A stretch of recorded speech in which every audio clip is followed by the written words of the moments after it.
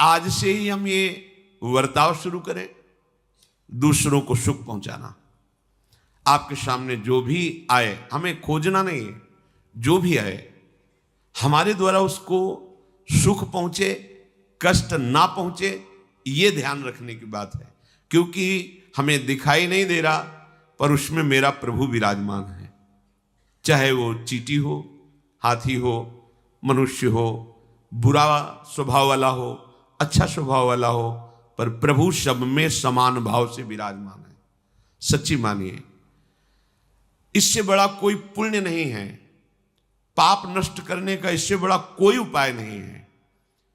थोड़ा सा आप किसी का परोपकार कर दीजिए और कभी वर्णन मत कीजिए, फिर आप देख लीजिए वो आपको भारी विपत्ति से बचा लेगा।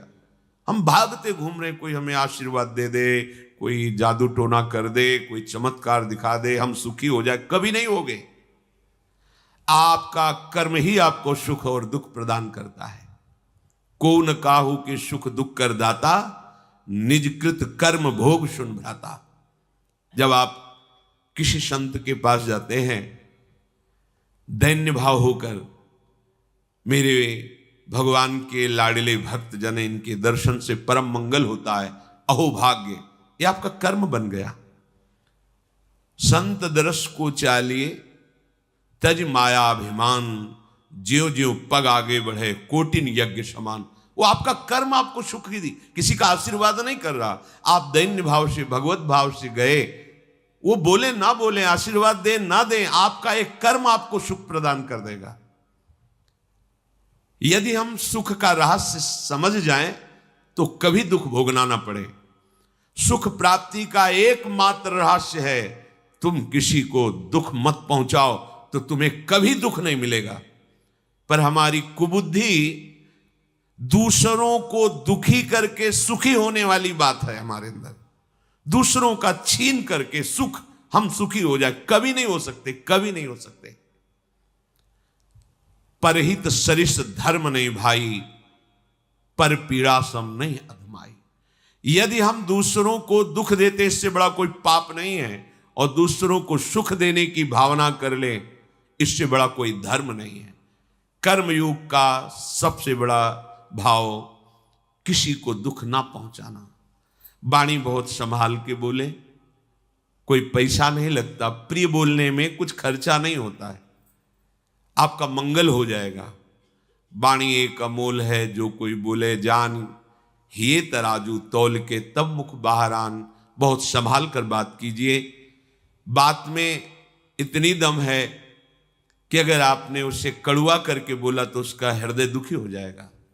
मृदु बोला, शांत भाव से बोला, तो अभी भले वो हमारे प्रति ईर्ष्या रखता है, द्वेष रखता है, लेकिन आगे चल करके उसका हृदय हमारे प्रति झुक जाएगा। क्योंकि हम कभी कठोर वार्ता, कठोर व्यवहार नहीं करते, क्योंकि हृदय में भगवान सबके बैठे हुए हैं। हमारी प्रार्थना मान लीजिए कि सर्वस्व साधनों की सिद्धि का नाम है निरंतर भजन होना। निरंतर भजन होने का फल है हर प्रकार से सुखी हो जाना। लोक परलोक सब सुख आपको घेर लेंगे, विश्वास कीजिए। एक भजन ही सर्व सिद्धि है, ये आप मान लीजिए। भजन नशेनी प्रेम की, भजन हो रहा है, महाप्रेमी हो जाओगे। पर इसमें प्रवृत्त नहीं होने देता मन।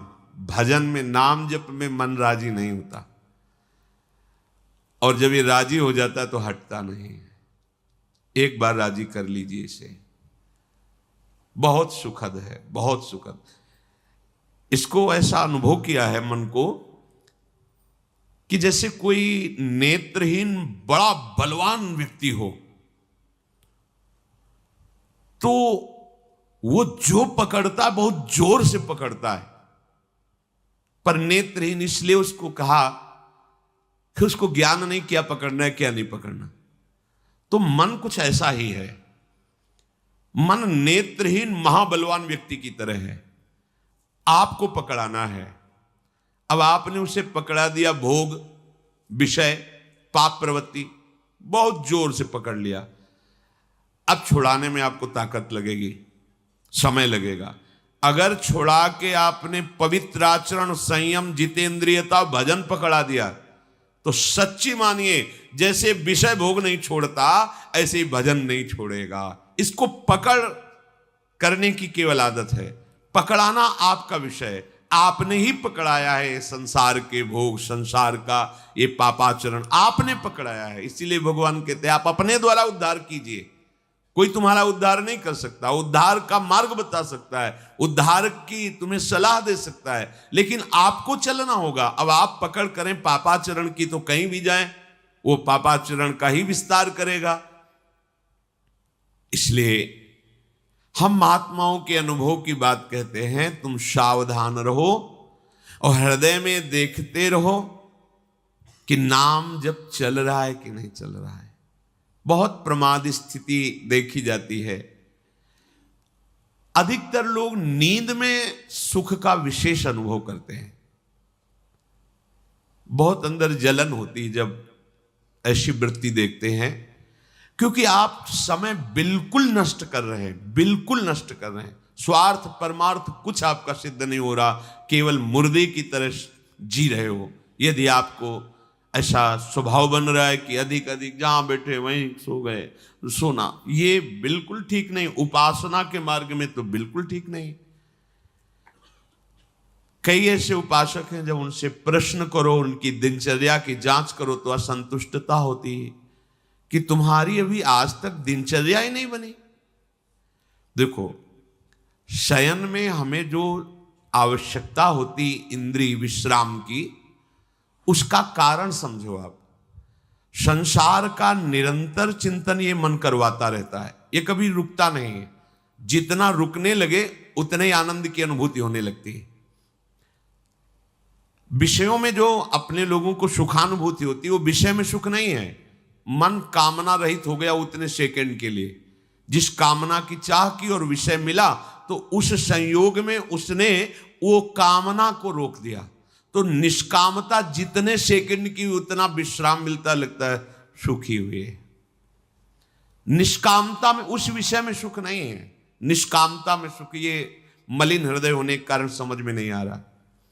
जो वैराग्य में सुख है वो भोग में, त्रिकाल में, ब्रह्मालोक में भी नहीं है, ब्रह्मा जी के यहां भी नहीं, जो वैराग्य में सुख है। पर रागी मुहांध बुद्धि वाला कैसे जान सकता है ऐसा? हम जो नींद में सुख लेते हैं उसका कारण होता है संसार के चिंतन का त्याग। संसार का चिंतन नहीं हुआ 8-10 घंटे 15 घंटे, जिसका जैसा है उसको अच्छा लगता है। आप खास बात समझिए, जो हमारी नींद विश्राम स्थिति मानी जाती है उसका कारण होता है संसार के चिंतन से रहित होना। पर उस समय हम तमोगुणी मूर्छा में हो गए, सुषुप्ति। संसार का चिंतन नष्ट नहीं हुआ, वो जहां जागोगे फिर चलेगा। हमें जो क्लेश दे रहा है वो संसार का चिंतन दे रहा है। जो हम विश्राम मान रहे हैं वो संसार का चिंतन सुषुप्ति अवस्था में छूटा, इसलिए अच्छा लगता है कि सोया अच्छा रहा, मुझे नींद चाहिए। क्यों? मैं भूलना चाहता हूं संसार को। देखो आप, थोड़ी देर में भूलना चाहता हूं, कोई बात मत करो, कोई ऐसी औषधि पवा दो जिससे हमारी इंद्रियां संसार का चिंतन छोड़कर मूर्छावस्था को प्राप्त हो जाए। नींद की गोली क्या है? वो आपको चिंतन रहित कर देती है। नशा क्यों करना चाहता है? थोड़ा चिंतन में शिथिलता आवे। वो निरंतर जो संसार का चिंतन चल रहा है, वो देखो ना, कोई कुछ कोई क्यों? क्योंकि वो शिथिलता चाहता है, हमारा दिमाग थोड़ा शिथिल हो।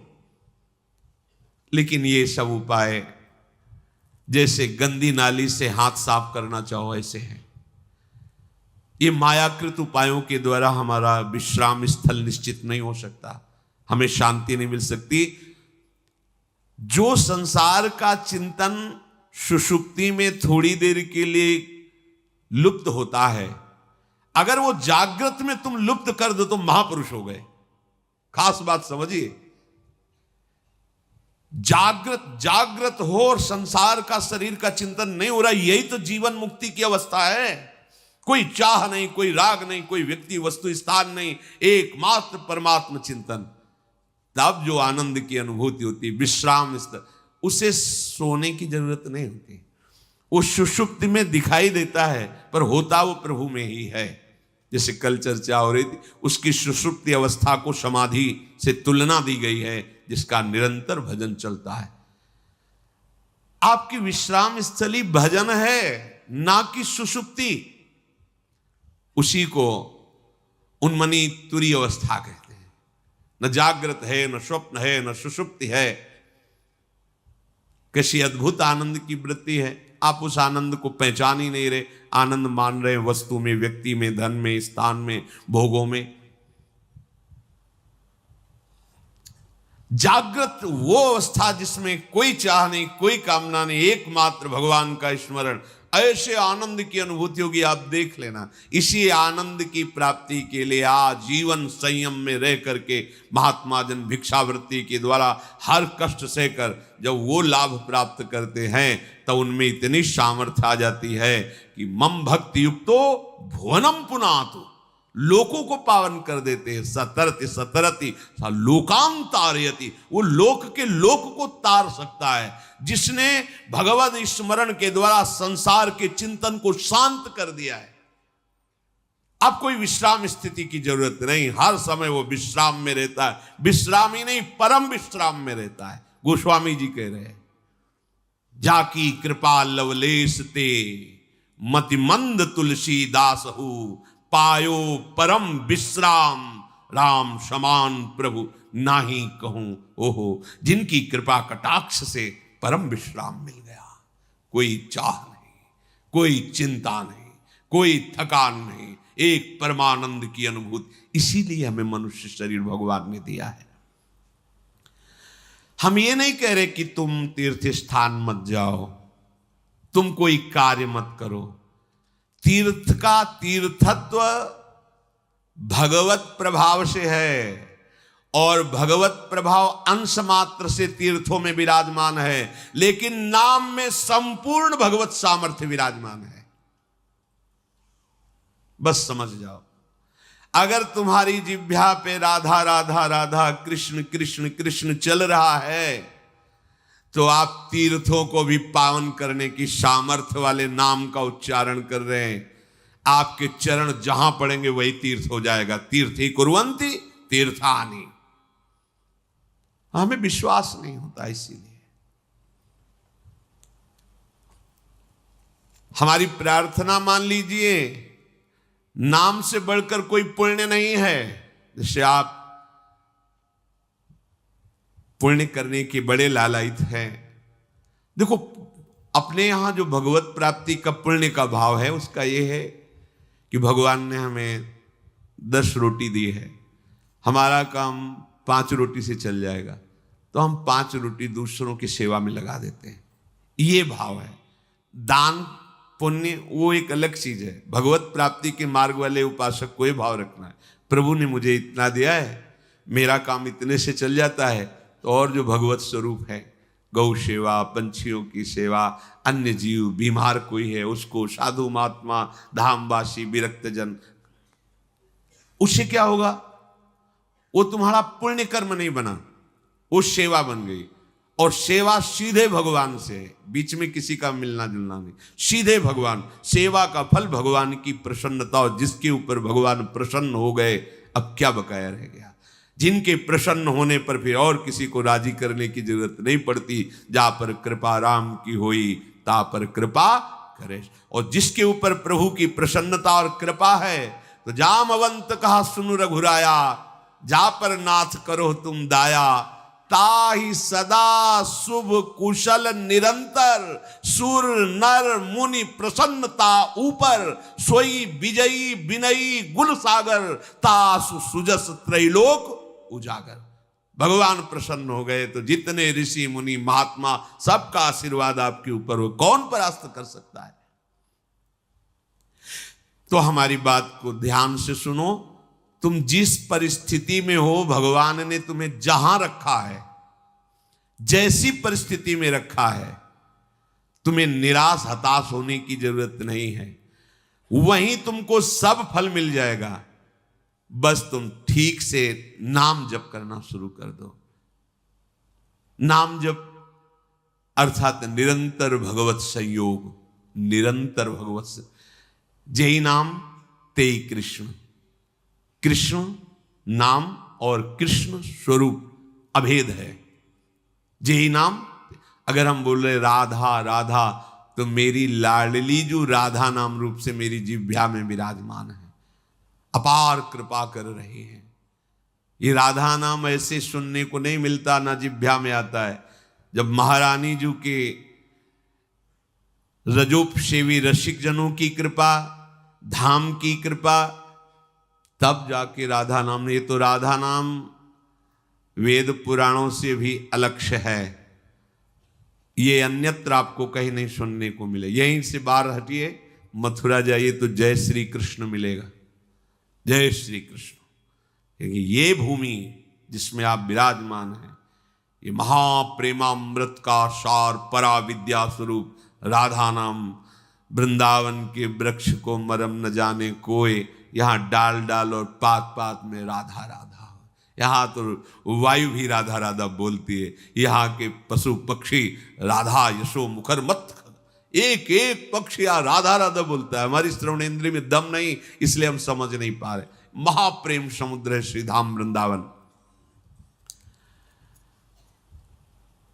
मन नहीं लगता, कोई बात नहीं।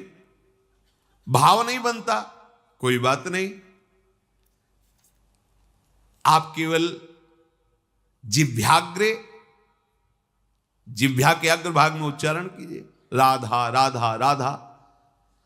जिह्वाग्रे नहीं, मन से अग्रे। मन लगे ना लगे, जीभ से बोलो, तुम्हारा काम हो जाएगा। नाम से जगन्यंता सर्वेश्वर भगवान खिंचते हुए हमारे पास आ जाएंगे। पतंगो यथा त्वाम अनुभ्राम्यमाणः, प्रभु हैं पतंग, नाम है डोरी, खींचते जाओ राधा राधा राधा, नजदीक आते चले जाएंगे। पतंग को पकड़ना चाहो, डोरी छोड़ दो, कभी नहीं पकड़ पाओगे। नाम छोड़ दो, भजन छोड़ दो और साधन करो, हरि नहीं अधीन होने वाले। डोरी है, नाम रूपी डोरी को निरंतर खींचते हो, राधा राधा राधा। पतंगो यथा त्वाम अनुभ्राम्यमाणः। मृत्यु का भय तुम्हें इसीलिए सताता है कि तुमने मृत्यु की तैयारी नहीं की। जैसे किसी गृहस्थ के यहां अचानक 20 आदमी आ जाए, वो घबरा जाएगा कि हमने कोई तैयारी नहीं की है, कैसे एकदम 20 आदमी एकदम। और जब बारात आती है तो 500 1000 आदमी आते हैं, मुस्कुरा के स्वागत करता है। क्यों? पहले से तिथि तारीख निश्चित थी, तैयारी फिट थी। 500 की जगह अगर 100 और बढ़ जाते हैं तो कढ़ाई चढ़ी हुई, कोई परेशानी नहीं। हमें जहां जाना है वहां का हमें परिचय प्राप्त हो चुका है, हमारा निश्चय हो चुका है, तैयारी है पूरी, अभी जाना अभी चल दे, कोई परेशानी नहीं। लेकिन आपने तैयारी तो रहने की है, जाने की तो की नहीं। यहां पूरे विश्व में जितने भी हैं, कोई बिरले हैं जो जाने की तैयारी में लगे, नहीं सब रहने की तैयारी में लगे। नहीं, अब ये पेंट थोड़ा गंदा हो गया, नया पुतवा दीजिए, ये हो ये बनवा दीजिए, वो कर दीजिए, सब रहने की तैयारी में। आखिरी तक दांत खराब हो गए, नए लगा दीजिए। आंख खराब हो गई है, ऑपरेशन करके चश्मा लगवा दी। कान खराब, मशीन लगा दी, मशीन। हाँ, वो दिल ब्लॉक हो रहा है तो नली डाल के वो कर दीजिए। अब रहने की तैयारी। अब जब जाने की बात आती है तो होश उड़ जाते हैं। हमने जाने की तो तैयारी नहीं की थी। मृत्यु से भय क्यों लगता है? क्योंकि तुमने जाने की तैयारी नहीं की। और जाना पक्का है। जैसे सरकारी आदमी होता है ना, उसको बंगला गाड़ी मिलती है, प्रयोग करता है, उसकी आसक्ति नहीं होती। क्योंकि कब सरकारी आदेश आ जाए कि इस प्रांत से उस प्रांत में जाना, वहां बंगला गाड़ी मिलेगा। वो सरकारी है, प्रयोग कर रहा है, लेकिन उसकी आसक्ति नहीं। जैसे कोई कहे ना कि ये खिड़की का कोना टूटा हुआ है, क्या है, कभी भी आदेश आ सकता है कि आपको अमुक जगह जाना है, वहां नया बंगला गाड़ी मिलेगी। ये तो सरकारी है, वो ठीक कर रहा है, हमें तो केवल सरकारी काम। बिल्कुल ऐसे ही ये सरकारी गाड़ी मिली है सरकारी काम करने के लिए। भगवत प्राप्ति साधन धाम मोक्ष कर द्वारा, पाई न जे परलोक संभारा, सो परत्र दुख पावई, सिर धुनि धुनि पछताए, कालई कर्मई ईश्वरे मिथ्या दोष लगाए। अब जब बुलावा आया, डॉक्टर ने कहा कि बस 1 साल के हो तुम, बस ये कैंसर ले जाएगा आपको, वो मतलब बचने की संभव, क्योंकि तैयारी जाने की नहीं की थी ना, रहने की तैयारी की थी। अब कहां जाएंगे? जितना हमने प्रेम फैलाया वो तो यही है, जितना हमने कमाया वो सब यही है, जिसके लिए कमाया वो सब यही। अब हम कहां जाएंगे? हमारा मित्र कौन होगा? हमें प्यार कौन करेगा?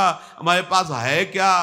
गया मन पछितई है, अवसर बीते, दुर्लभ देह पाए हरिपद भजु, करम बचन अरु जीते, मन पछितई है अवसर बीते। ये सुत बनिता आदि जान स्वार्थ रत, ना करुणे सभीते, अंत ही तो ही तजेंगे पामर, तू न तजय बहीते। ये सब तुझे छोड़ देंगे, तैयारी कर। गुरु कृपा से हम अपने हृदय की बात कह रहे हैं, प्रतिपल तैयार है। क्यों? जैसे कभी स्मरण भी आया, कष्ट होता, जैसे कल था डायलिसिस हो रहा, बीच में एकदम तो प्रसन्नता होती है, श्री जी के पास जाना है। कहां जाना है? श्री जी के पास जाना है। मृत्यु हमारे लिए मृत्यु थोड़ी है, श्री जी के पास जाने का पास है कि अब फाइनल, अभी तक तो भाव से रहा, अब फाइनल, अब खत्म, संसार चक्र खत्म, अब तो अपनी लाडली के पास जाना है बस। कितना आनंद!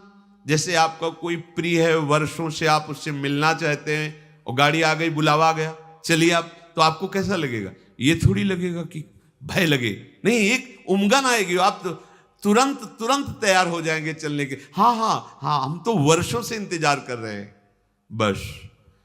ये जो मृत्यु तुम्हें भय प्रदान कर रही, तुमने तैयारी नहीं की। मृत्यु अमंगल में नहीं है, परम मंगल है। मृत्यु शोक नहीं है, महोत्सव है। बस यही समझ नहीं पा रहे। क्यों? भगवान ने मृत्यु को अपना स्वरूप कहा है, मैं सर्व कुछ हरण करने वालों में मृत्यु हूं, मेरे प्रीतम है मृत्यु, और कोई नहीं है, श्री कृष्ण है। आलिंगन करो अपने प्यारे श्री कृष्ण का और निरंतर दिव्य लीला में पहुंच चलो। पर यह बात की कोई तैयारी नहीं कर रहा। सब जीने की तैयारी हो, यही रहने क्यों, किसी को नहीं रहने दिया जाएगा। यह सरकारी बंगला है, यहां ट्रांसफर होते रहते हैं, पुराने गए नए आए, पुराने गए नए आए, आप खुद देख रहे हैं कौन रहा। लेकिन अपने लोगों की बुद्धि इस बात में तैयार नहीं हो रही कि मुझे जाना है। अंदर से देखो, अंदर की बात कह रहे, बाहर से तो अभी आप कि हाथ उठाओ, कितने जाना चाहते हैं, क्या जाना। और जब डॉक्टर कहेगा कि जाने की बात आ गई, तुम्हारी किडनी फेल, तुम्हारा दिल फेल, तुम्हारी इतना बड़ा मुंह बगल जा, अब क्या होगा? अब क्या होगा? तो तैयारी नहीं थी ना, तैयारी है तो मुस्कुरा देंगे। हाँ, अंदर से हर समय एक आनंद धारा रहती है, वो किशोरी जी के चरणों की, सत्प्रेम सिंधु मकरंद रसौघ धारा, वो धारा हमें जीवित किए है। वो धारा हमें ऐसे प्रसन्न रखती है कि किसी को ब्रह्मा का पद मिलने पर भी उतनी प्रसन्नता नहीं होगी जितनी प्रसन्नता हर समय बनी रहती। ये केवल महारानी जी के चरणों के आश्रय से। पूज्य बाबा कह रहे हैं कि आप कल्पना नहीं कर सकते कि आप कितना सुखी हो जाएंगे। वही बात देखो, बात तभी समझ में आती है जब स्थिति परिस्थिति में वो बात रहे। आप स्वस्थ हैं, सब अनुकूलता है, और फिर आप कह रहे हैं प्रभु की बड़ी कृपा है, ठीक है। लेकिन जब आप प्रतिकूल परिस्थिति में अनुभव करें, वाणी से नहीं, एक होता है देखो कि अब भाई भगवान है, वो जो करेंगे तो सहना ही पड़ेगा, हाँ कृपा ही है, फिर मतलब एक सहना, और एक होता नहीं कृपा है, मैं अनुभव कर रहा हूं इसमें कृपा है, वो बात अब सहना ही पड़ेगा। और एक है कृपा, ये कृपा है जो अनुभव होता है, ये मृत्यु को भी भयभीत कर देगी। आप कुछ नहीं, कुछ नहीं। ऐसा परमानंद प्रकट होता है केवल लाडली जू के आश्रय से। मतलब अब जैसे हम कहें कि जिस समय हम चिंतन करते हैं तो और हर समय करते क्या है, पर कभी कभी उसमें गाढ़ चिंतन जब होता है तब दिखाई देता है कि अरे ये जीव कैसा भ्रमित हो रहा है, कैसे इसका समय नष्ट कर रही माया। जिस समय में ये परम पद प्राप्त कर सकता है उसको कैसे नष्ट कर रहा है, बड़ी भूल हो रही, बड़ी भूल हो रही। तो तभी जब वो अंदर से कि आप क्या इतने घंटे सो रहे हैं, बर्बाद क्यों कर रहे हो? अरे एक वो नींद आने वाली है जिसमें सदा सदा के लिए तुम सो जाओगे, होश में हो, मृत्यु आने वाली है।